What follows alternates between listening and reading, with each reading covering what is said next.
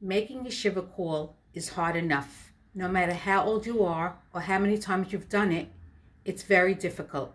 In this era of doing everything remotely through text or calls, it's being alone together. Keeping in mind that no matter how we pay respects, the goal is the same to console the mourner, here are a few tips that may be able to put you at ease. Think about the fact that it's about them. No one is judging you for what you say or how you say it. The mourner will take from you what they need, so the focus and pressure is off of you. Another suggestion is you could record it. Record it as many times as you want, play it over, and you'll see that it's not as bad as you thought it would be. Sometimes we know people from a social connection, such as exercise or having kids in the same class, but we really don't have a connection to their family life. These calls can definitely be awkward because we may be so unfamiliar that we need explaining about who's who in the family. But keep in mind, it's about expressing your sadness that your friend is in pain. The call doesn't have to be long, it needs to be meaningful.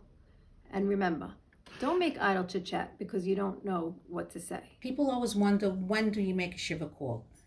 When you're family or very close friends, you could call immediately or text.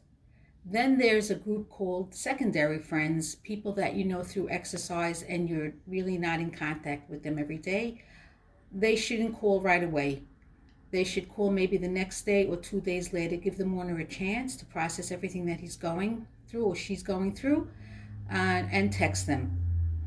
If the mourner doesn't answer a text or respond, it's nothing personal against you. It's just that they're not ready to share their feelings. You should know they may not pick up the call or respond to your text, but you shouldn't measure your relationship by that. It's not about you. It's about how they feel in the moment, and they may not be ready to talk. But they know that you reached out and they appreciate the effort. They're transitioning from living with their loved one being physically present with them to a new reality where only the memories and spirit are with them. It takes time to adjust. If you're not comfortable making the call, you can always send a condolence card. Write down a few thoughts, and the mourner can read it whenever they're ready. They can even reread it in the future, anytime they're feeling down. Many people have expressed the meaningfulness of having these cards and letters. Keep in mind, if you call, let the mourner speak about their loved ones. If you know something about the deceased, tell the mourner a story about their loved ones. It's very, very comforting. If you didn't know the person that passed away, ask the mourner to share a story about their loved ones. You could say, I didn't know you, mom or dad, sister or brother or loved one. Could you share a story about them? I'd love to get to know what they were all about. It's really about the mourner. It's not about you. If they don't feel like talking, then you have to give them their space and maybe call them another time. The goal should be to let the mourner speak about their loved ones. Another beautiful idea is to choose a characteristic or midah which defines this person and make a commitment to try to work on emulating it.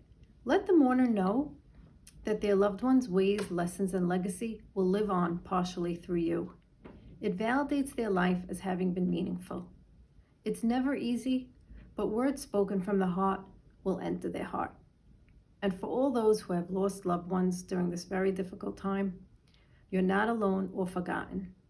Know that your community cares about you, even when we're not able to give you hugs.